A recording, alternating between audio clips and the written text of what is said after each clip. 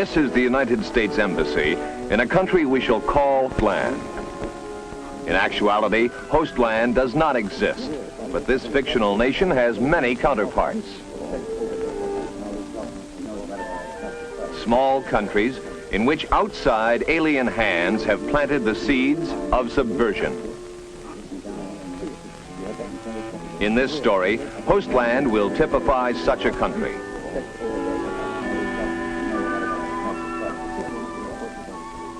A nation seeking its own independent path to progress, but stalled in its forward march by a subversive force that grows more malignant with each passing day. Gentlemen, the pattern here is for me.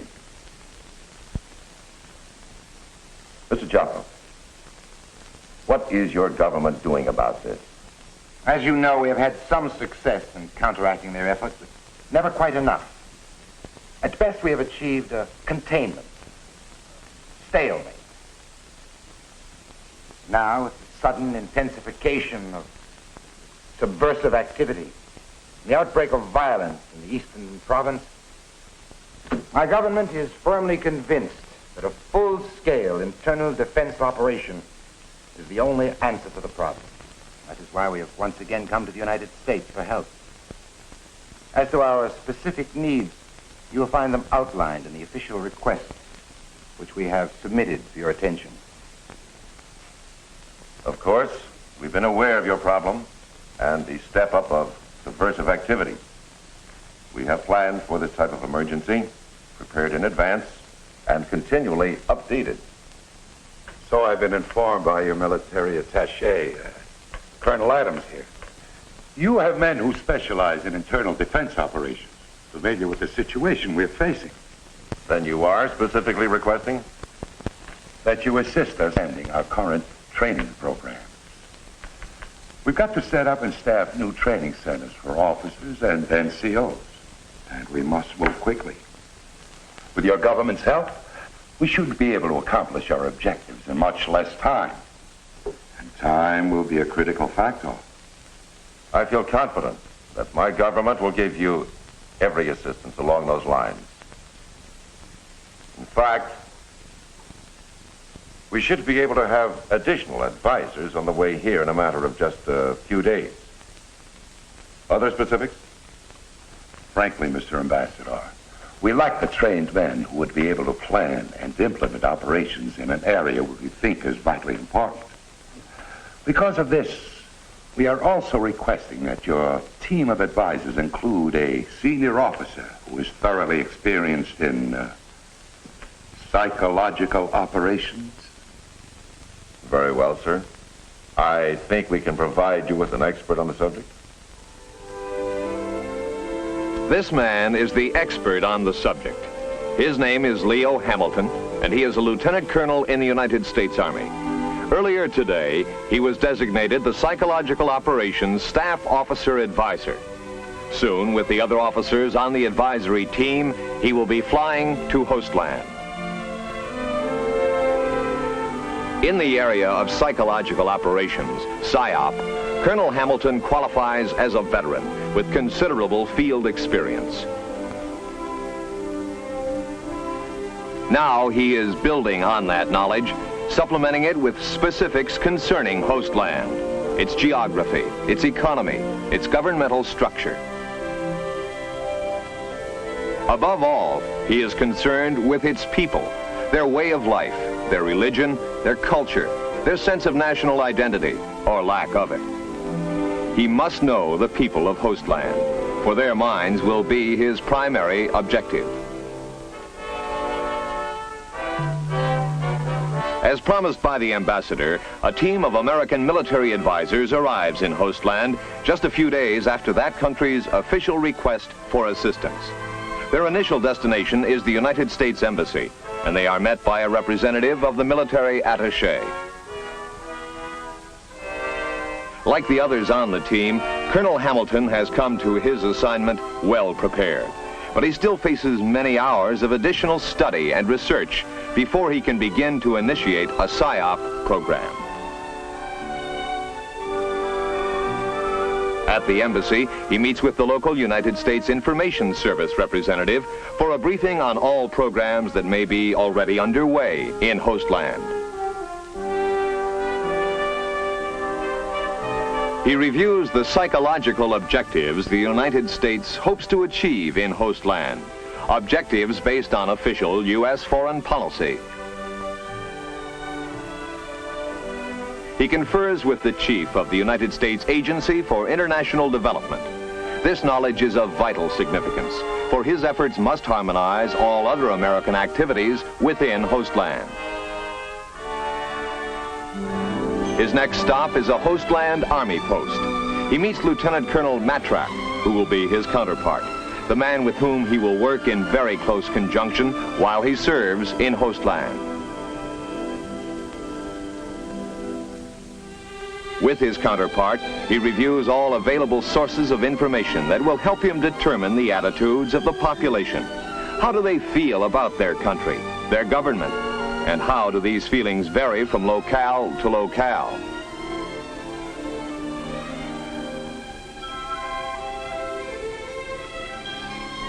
A comprehensive accumulation of data is reviewed, but it is not seen as unalterable fact. It is rather a guideline for further research. And all such further research is done firsthand. They literally tour the country, sounding out the people and their leaders, seeking face-to-face meetings that will pinpoint national and local problems, what they are and where they are. In the cities, they attend labor meetings.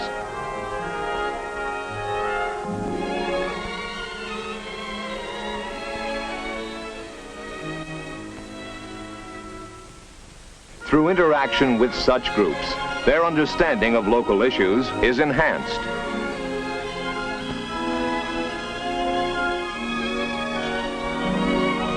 They meet with labor leaders and industrialists.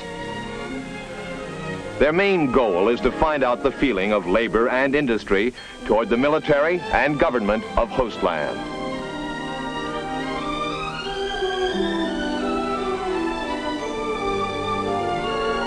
In many cases, the feeling of the people toward the military establishment is similar to that shown toward the existing government. Psychologically, the military in every country in the world represents government authority. Military psychological operations cannot function independently. They must always reflect the national policy of the host country. To establish the target audiences for any military psychological operations, all functional groups must be checked and their reaction to the military establishment determined.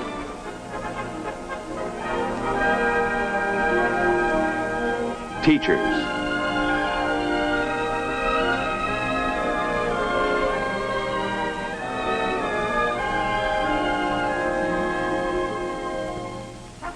writers and publishers,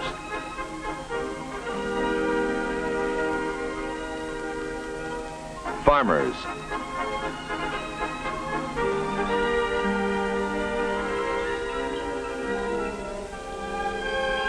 and religious leaders. Each will have a perspective that is peculiar to his own particular group. Problems, real or imagined, will come to the fore. This face-to-face, eye-to-eye confrontation with the population provides the PSYOP officer with a tool that is essential to his job.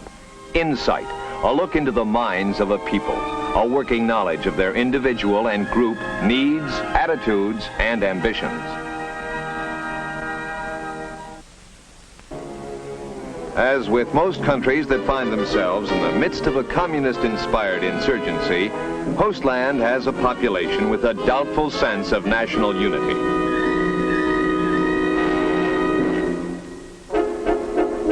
Hostland does have problems, economic, social, and emotional, and subversive insurgents are always aware of them, always ready to promise instant solutions for the price of revolution. In the more urban areas, where there is less dissension and more of a sense of national integrity, subversives achieve only minor disturbances at best. But real grievances must not be ignored.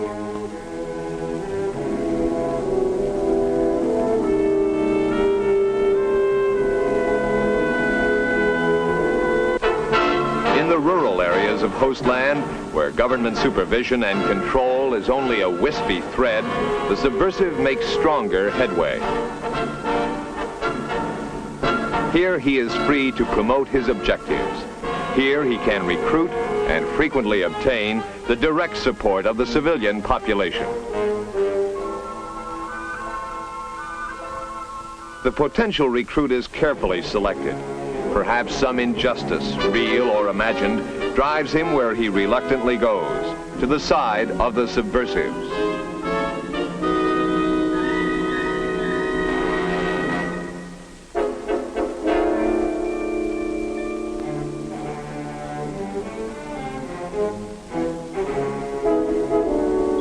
In some areas of Hostland, the subversives have so deceived the populace that they have very strong civilian backing. Here they are openly combating government troops.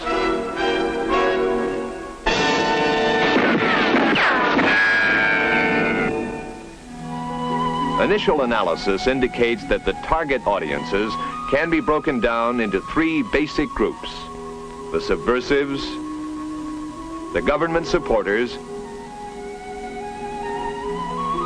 and then the big group in the middle, the uncommitted civilians. Any PSYOP effort will have to encompass all three groups.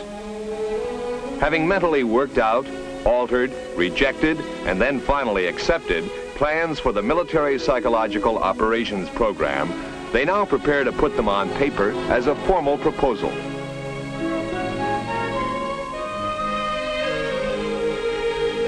They list the major psychological objectives, then the various functional group target audiences, the objectives for each of these functional groups, the severity and stage of subversive insurgency in which the various target groups find themselves, the proposed psychological military activities that should be instituted, and the proposed program to help these activities.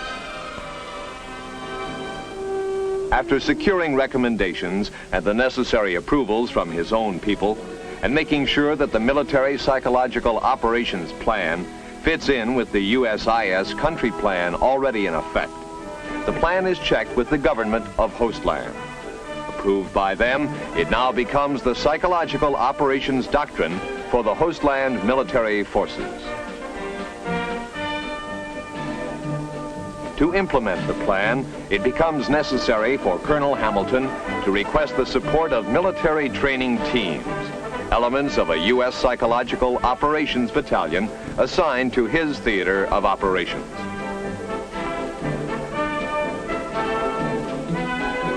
Among the support elements needed are the light mobile printing team with its printing and editorial shelters.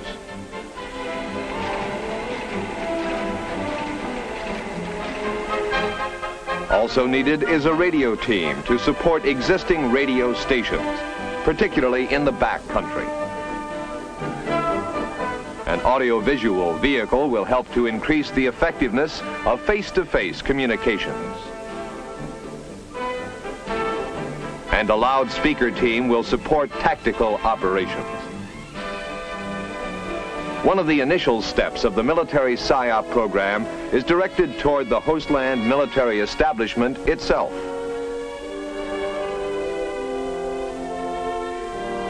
Since the military represents the government to the populace, their actions and attitudes can do much to create a favorable image of that government in the minds of the people.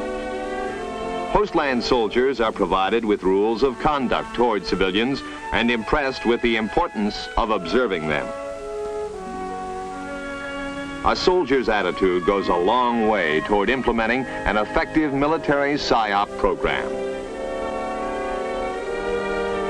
Another portion of the PSYOP program, primarily directed toward the civilian population, is concerned with developing national unity. Once the people start to consider themselves as a national group, acceptance of their government tends to increase, thus making penetration by subversives much more difficult. The proper conduct of the individual soldier towards the people is a critical factor in creating this sense of national unity.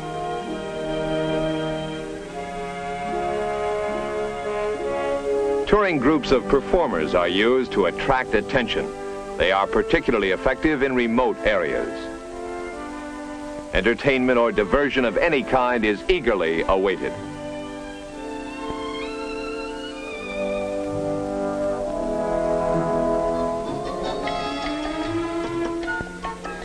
Entertainment teams like this one attract crowds of people wherever they appear.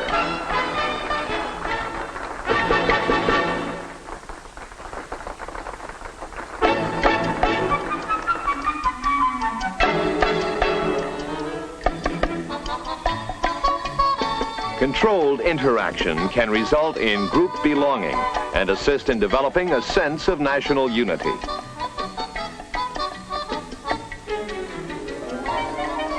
A continuing effort is made to link the PSYOP program with progress to help the people help themselves. This makes them see the military and the government as positive images, benevolent symbols, signifying steps toward a better life.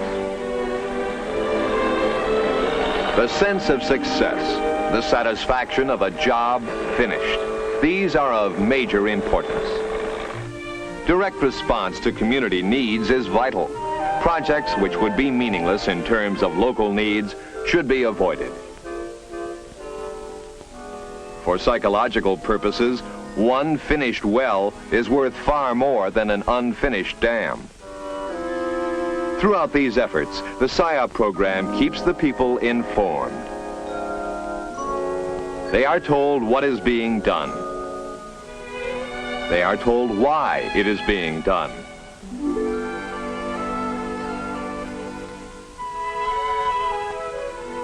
And they are told how it will benefit them. In areas where the insurgent is openly recruiting and receiving aid from the people, an internal security program takes the greatest PSYOP effort.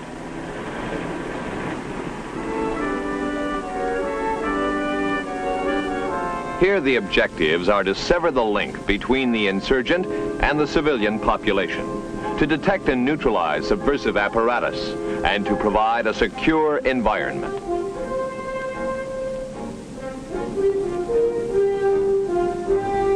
An effective internal security program encompasses roadblocks, curfews, critical supplies such as medicine, money, food, explosives, arms, etc., all of which make the PSYOP effort a little more difficult.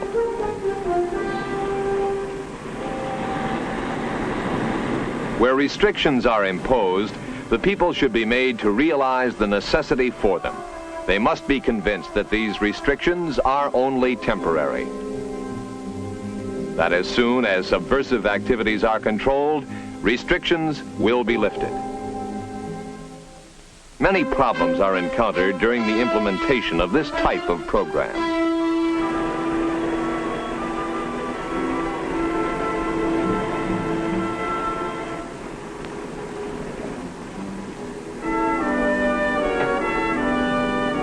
Perishables damaged while held up in roadblocks must be investigated immediately.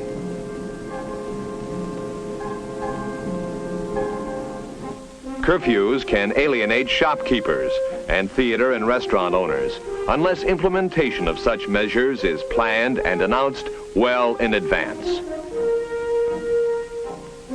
Curfews may also alienate the younger people who use the evening for youth activities.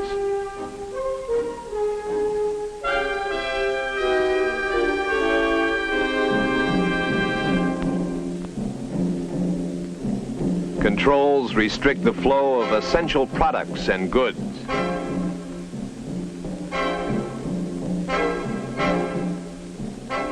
Psychologically, the people must be convinced that if it were not for the insurgents, these restrictions would not be necessary, and that when insurgent activities cease, restrictions will be removed. In areas of the country where government troops are battling the subversives, the psychological effort is of a different nature.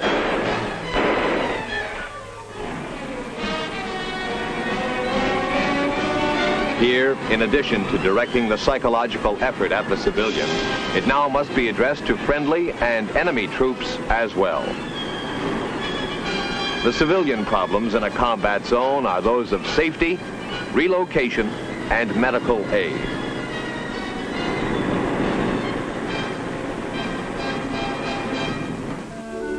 The PSYOP program supports the effort to get the civilians out of the way of the fighting. If property has been damaged in the fighting, prompt repairs and payment is the prime goal.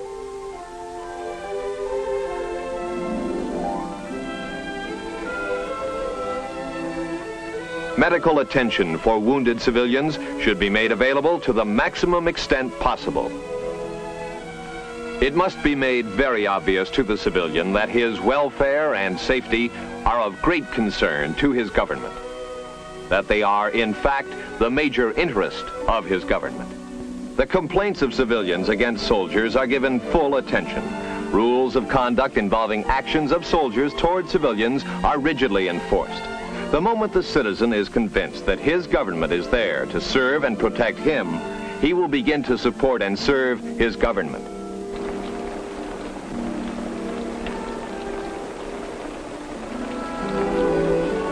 The PSYOP effort directed at the guerrilla has one objective: to demoralize him and to motivate him to defect.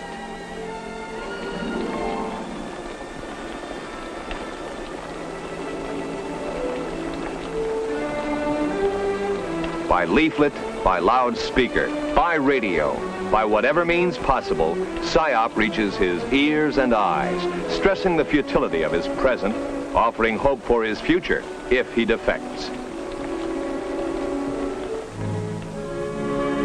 With the PSYOP program underway, it becomes necessary to evaluate its effectiveness.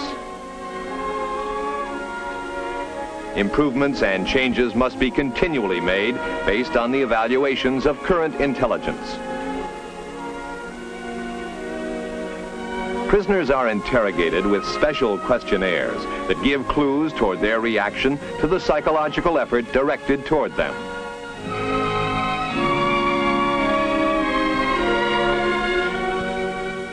Regular tours of the country afford PSYOP officers a means of direct evaluation.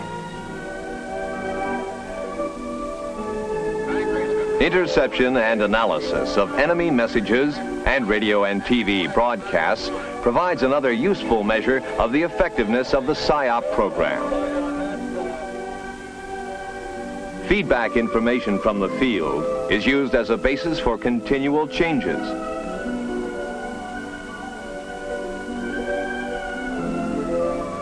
For the psychological program must be constantly updated.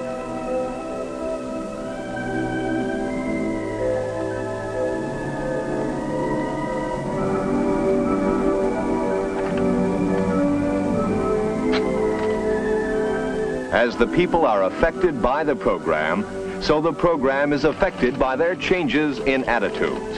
A successful PSYOP program will make them perceive things from the desired viewpoint. You are looking at the most important man in the world. In America, he is called John Doe. Other countries have other names for him. He is the man without a face. Every man, the average citizen. The man who totals 1 billion when added to all his counterparts all over the world. In the final analysis, he will decide the future of the world. Because his importance is clearly recognized by forces that seek world domination, his mind has become a target.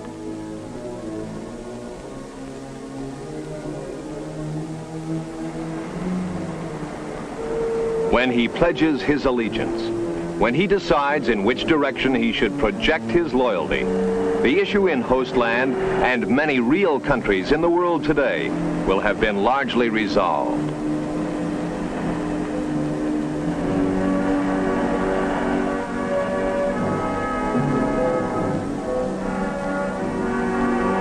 In Inevitably, the moment of decision will come.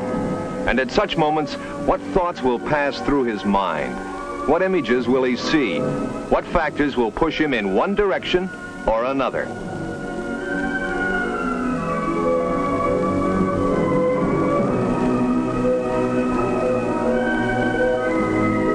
What decision has he made? Who can say with certainty?